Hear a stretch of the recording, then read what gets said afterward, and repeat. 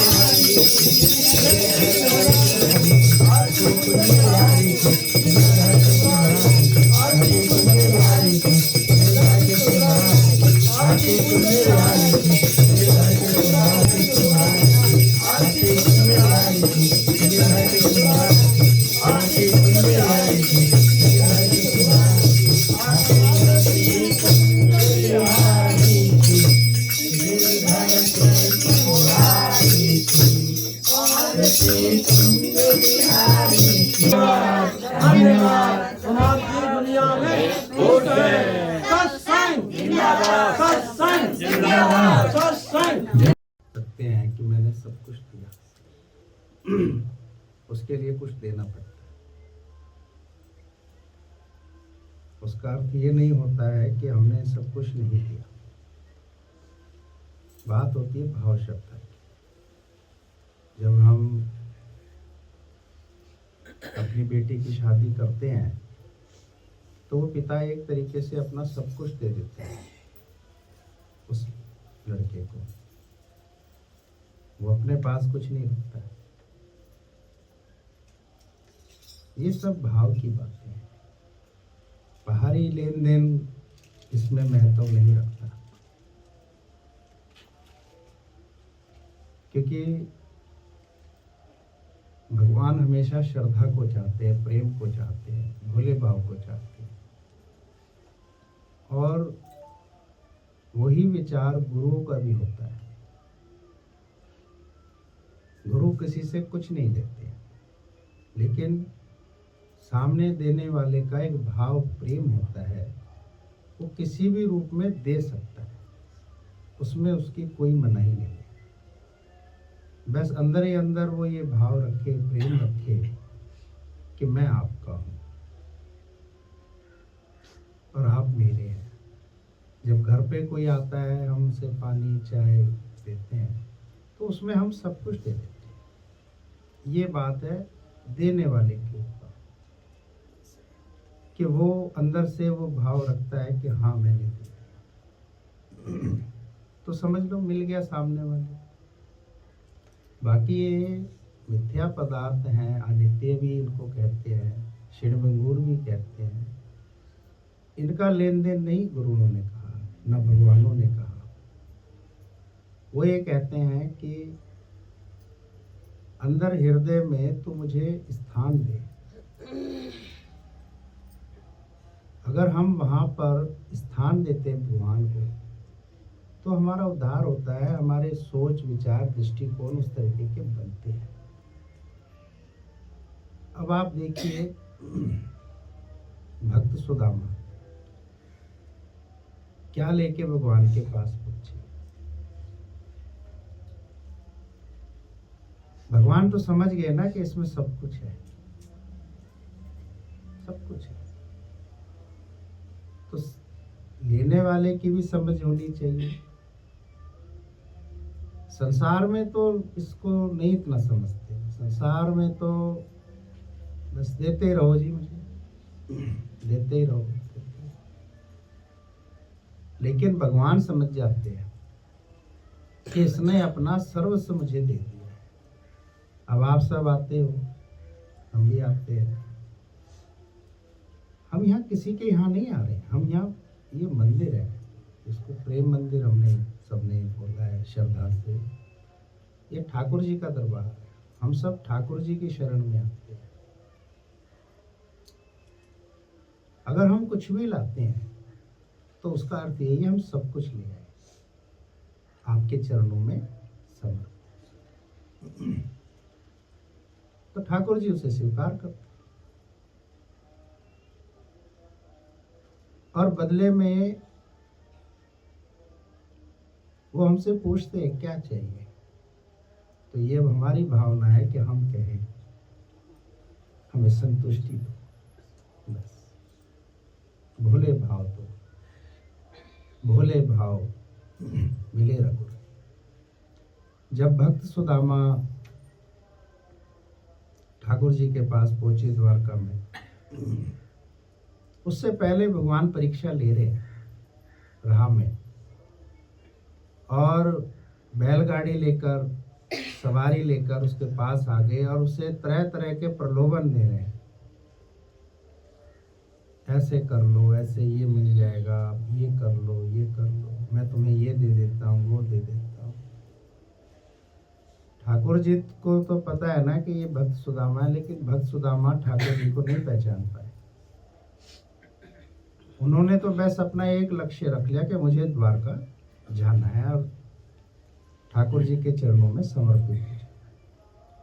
तो उसका अर्थ यही हुआ उसने अपना सब कुछ दे दिया।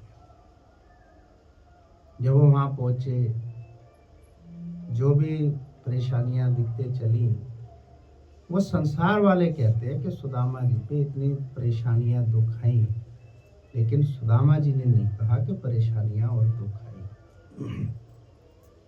वो हमेशा उसमें खुश रहे। भक्त की यही पहचान होती है कि सुख में वो संतुष्ट है, और अगर दुख आए तो उसमें से सुख भी निकालने में समर्थ है। उसको भक्त कहते हैं कि इसमें भी कोई ना कोई सुख है जिससे मैं सुखी हो सकता हूँ। यहाँ तक कि मृत्यु में भी वो सुख ढूंढ सकता है अगर भक्त है तो। उसमें क्या सुख है? नश्वर शरीर है, 5 तत्वों का है, 5 तत्वों में गया, आत्मा परमात्मा से मिली, आया है सो जाएगा, राजा गणपति, आई जाए का मेला तो धरती पे चलता रहता है। अभी हमारी श्वास से बाकी है, इसका मतलब ये नहीं कि हमारा स्टेशन मृत्यु का आएगा, नहीं। मृत्यु का स्टेशन सबका आएगा। बस जितने दिन भी मिले हुए हैं, उतने दिन हम किस तरीके से जीते हैं, किस तरीके से चलते हैं, किस तरीके से रहते हैं, क्या क्या हम यहाँ करते हैं, वो हमारे लिए। जब सुदामा जी पहुंचे वहां पर, तो भूल गए, भगवान की भक्ति में इतने भाव विभोर हो गए कि द्वार पे ही बैठे रहे और वहीं से ही अपनी भावना, अपनी श्रद्धा, अपना प्रेम भगवान को उन्होंने समर्पित कर। अब भगवान तो समझ गए कि द्वार पर भक्त आया है। भक्त का मतलब संतुष्ट है कोई इस माया से, लेकिन एक भूख है भक्ति की, भगवान की। तो भगवान उस तरफ दौड़ते हैं।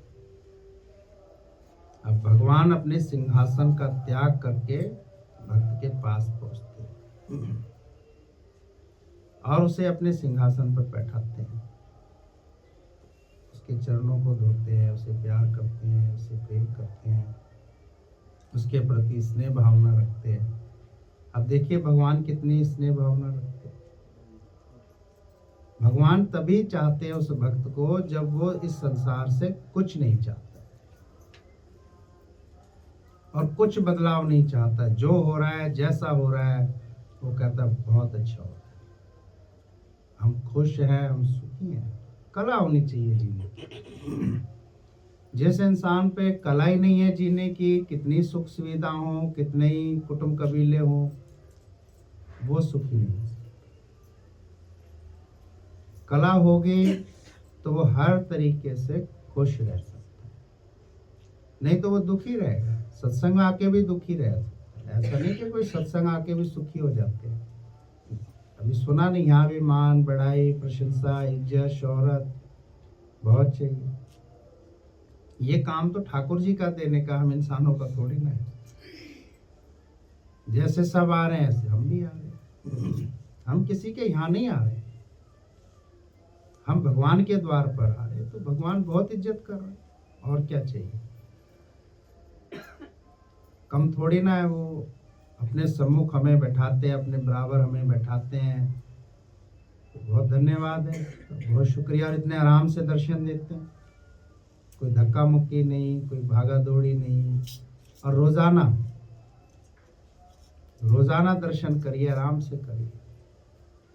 तो कितने भागो और किस्मत वाले हैं कि हमें इतने आराम से ठाकुर जी के दर्शन होते हैं। बात तो भाव श्रद्धा की है।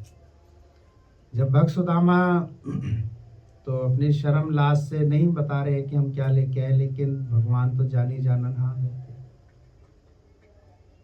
अब ऐसे ही साथ संगत में कोई अपनी मान बढ़ाई, प्रशंसा लेके चलेगा तो कितने दिन चलेगा,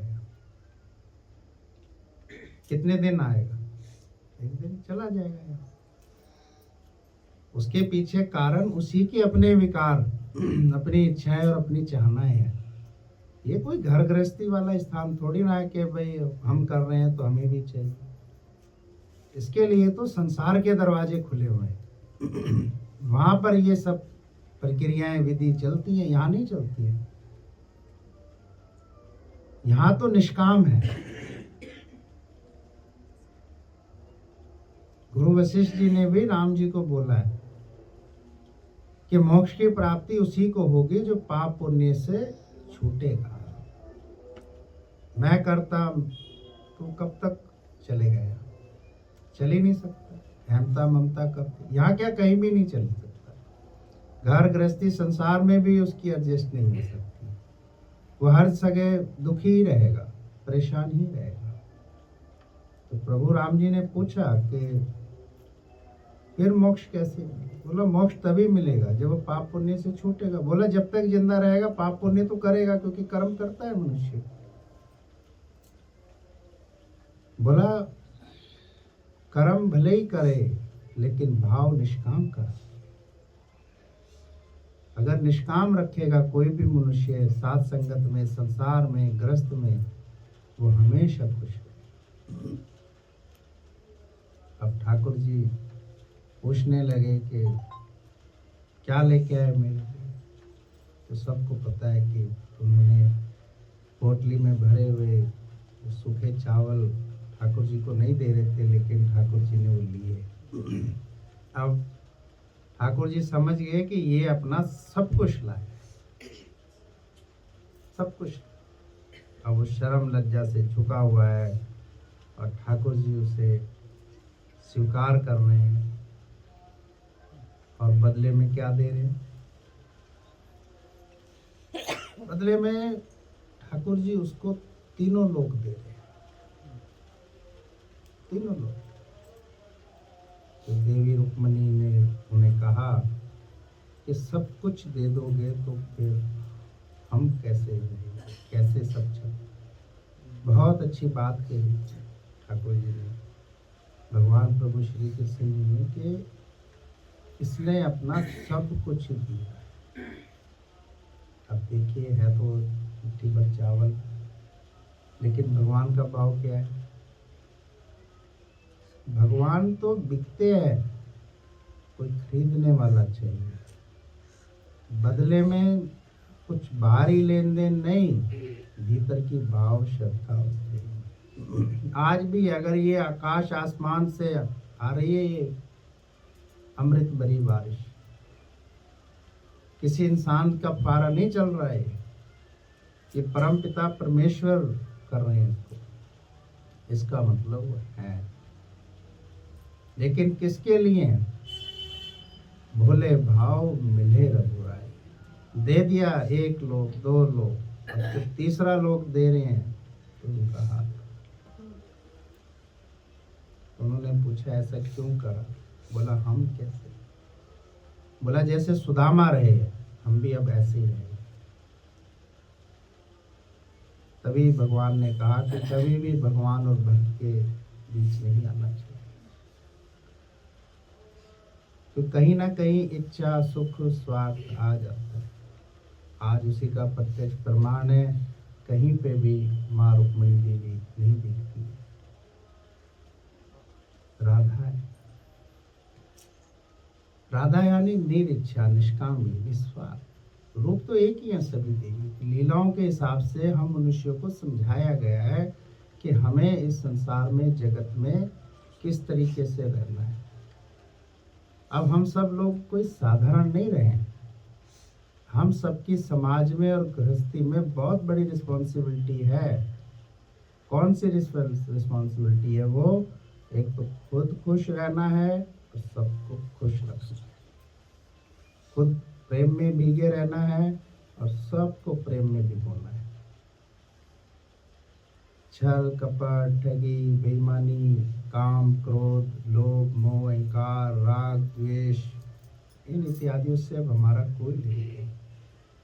संसार वाले इन कलाओं का, इन गुणों का उपयोग कर सकते हैं क्योंकि उनके पास ज्ञान नहीं है, लेकिन हम नहीं कर सकते क्योंकि हमें अब इसकी इजाजत नहीं है। हमें भगवान ने बोला है कि तुम मेरे इस दुनिया में, संसार में मेरे होके रहो, मेरे जैसे रहो। जैसे मैं बोलता हूँ, देखता हूँ, सुनता हूँ, करता हूँ, तुम भी ऐसे ही रहो। भगवान नहीं बनो, लेकिन भगवान जैसे आव भाव रखो, सबके प्रति स्नेह प्रेम रखो, उदारता रखो। अब है तो मनुष्य, उसमें मन रखा हुआ है, फिर वो फुरना उठा देता है कि मेरे भविष्य का क्या होगा। क्योंकि संसार में चारों तरफ आवाज आती है, उम्र के हिसाब से, अवस्थाओं के हिसाब से, शरीरों के हिसाब से। बच्चे हैं तो पढ़ाई के लिए है, युवा हो गए तो नौकरी है, शादी है, फिर वृद्ध हो रहे हैं, फिर दवाइयाँ हैं, बीमारियाँ हैं। लेकिन कोई आवाज नहीं लगाता, ऐसा नहीं कह सकते, लेकिन बिरला ही है, वो बिरला आप हो जो कहते हो चलो सत्संग में। उद्धार करते हैं, अपना कल्याण करते हैं, अपना मोक्ष लेंगे, जीवन को सफल करेंगे, आए थे जगत में किस लिए इसको समझेंगे और उससे भी एक बड़ा काम करेंगे, सबको प्यार करेंगे, सबके प्रति स्नेह और भावना रखेंगे।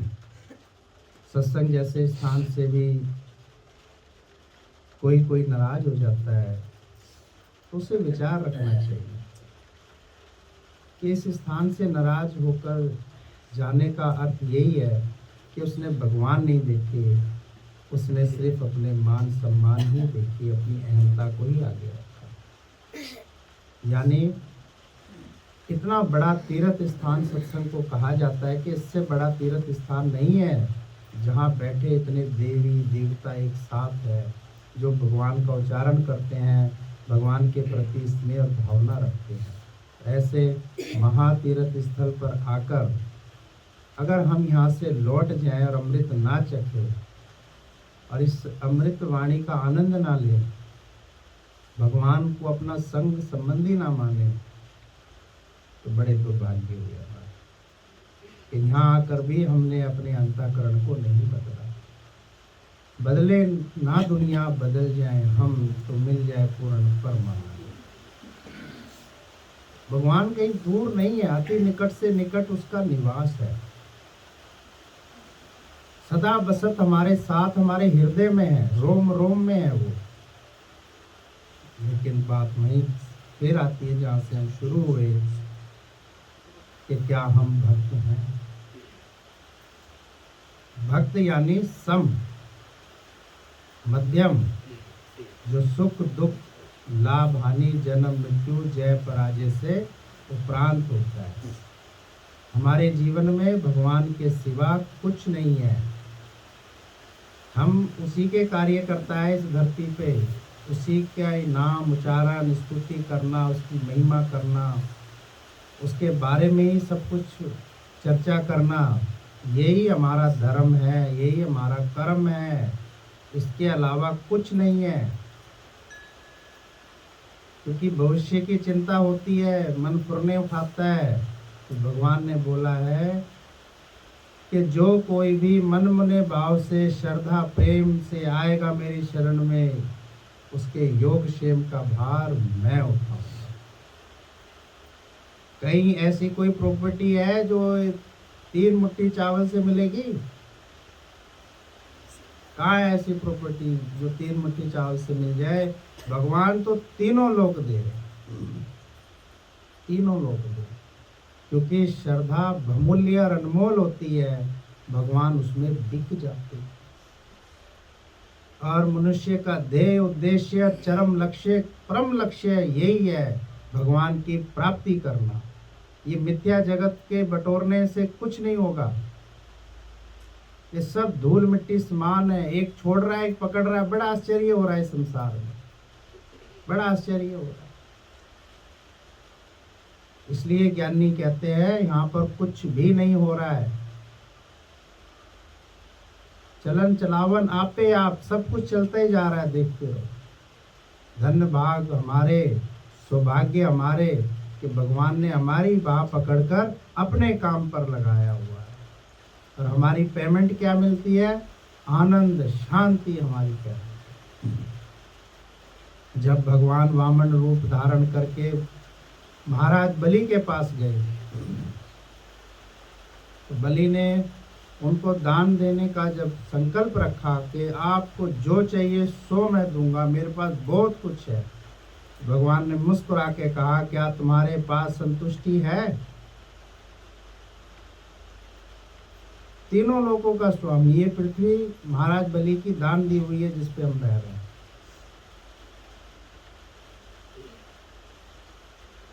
अब महाराज बलि शांत हो गए, चुप हो गए। क्या तुम्हारे अंदर में कामना नहीं है महाराज? संतुष्टि है? इसलिए कहा है कि जो इस धरती पे संतुष्ट है, संतोष है, वो अमर है, महान है। भगवान भी उसके आगे निमते और झुकते हैं। अगर संतोष हो गया उसको, तो सब्र हो गया, ये दुख तकलीफ कष्ट परेशानियों की बातें है ही नहीं है यहाँ पर कुछ भी। अगर हम ज्ञान के नजरिए से समझे, शास्त्रों के माध्यम से समझे, यहाँ पर सिर्फ एक भक्ति है, लेकिन उसके लिए सूरमा चाहिए। तो कलेजा जिसका दिल बड़ा हो ना, वो कर सकता है ये काम। हरे के होते नहीं है, नहीं तो मन बुद्धि इंद्रियां इतनी छटपटाती है। देखो 20-22 साल वाले कहाँ टिकते हैं? इंद्रियां उनकी छटपटाती हैं विषय भोग विलासों में, वस्त्रों में, आभूषणों में, धन में, नौकरी में, व्यापारों में खिंच जाते हैं, ले जाती है। तो सोचते हैं हमारा भविष्य बनता है। भविष्य भगवान के रास्ते पे बनता है, ब्रह्मचर्य के, सत्य उदारता के रास्ते पे बनता है, शास्त्र वचन और वाणियों ग्रंथों के अनुसार चलने पर बनता है। चाहे उससे फिर ग्रस्त भी बनाओ, उसको भी भगवान कहते हैं, ये भी एक भक्ति है। फिर चाहे व्यापार भी करो, नौकरी भी करो, उसे भी भगवान कहेंगे हाँ अब ये भक्ति है, क्योंकि उसमें विचार भगवान का रखा हुआ है। अगर भगवान का विचार नहीं है तो यहाँ पर भी आया हुआ इंसान परेशान ही दिखता है, उसे भी सुख और खुशी नहीं मिलती है, उसे भी अच्छा नहीं लगता है। वो किसी ना किसी बहाने फिर से अपनी मोह माया की दुनिया में बैठ जाए। लेकिन क्या भगवान को फर्क पड़ता है? भगवान को कोई फर्क नहीं पड़ता, क्योंकि वो तो भगवान है। इसी प्रकार सत्संग को भी कोई फर्क नहीं पड़ता, क्योंकि सत्संग तो सत्य का संग लेके बैठा हुआ, ये सिण मंगूल संसारों का नहीं लेके बैठता।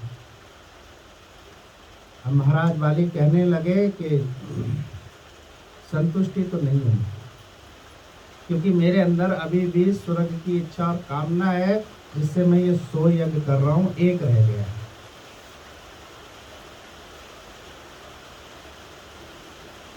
भगवान ने कहा कि अब तुमने संकल्प भर लिया है, अब तुम मुझे कुछ दोगे। अब देखिए, जब इंसान में भक्ति जागती है तो वो सिर्फ भगवान की सुनता है, फिर किसी की नहीं सुनता। अब 3 पग जमीन का संकल्प लिया गया, 2 हो गई, 1 रह गई। बोला आप कहाँ रखे हैं? क्योंकि पृथ्वी लोक, देवलोक सब नप गए। अब तीसरा पग कहाँ रखे? भगवान आप मेरे सिर पे रखे।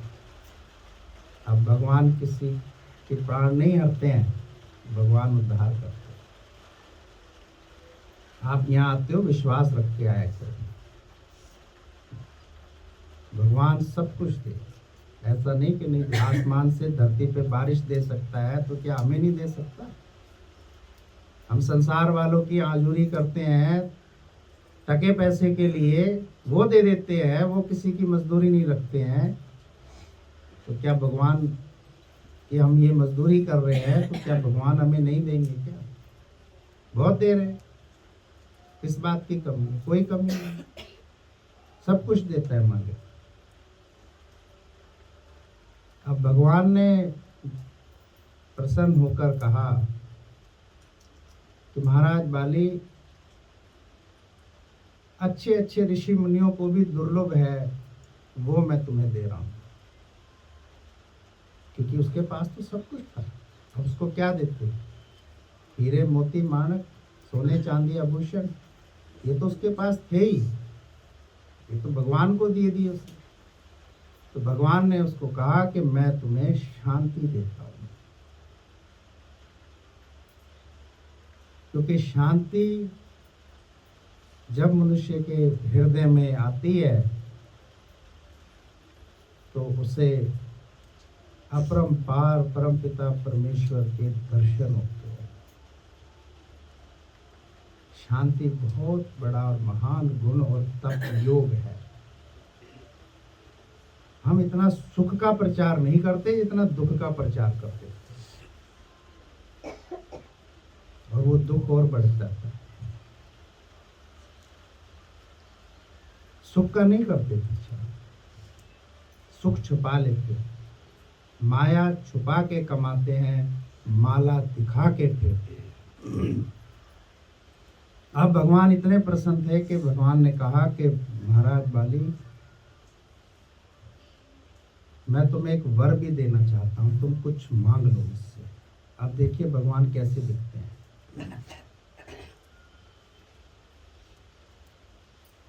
जब भक्ति अंदर में आती है तो किसी बात की कोई कमी नहीं, किसी बात की कोई।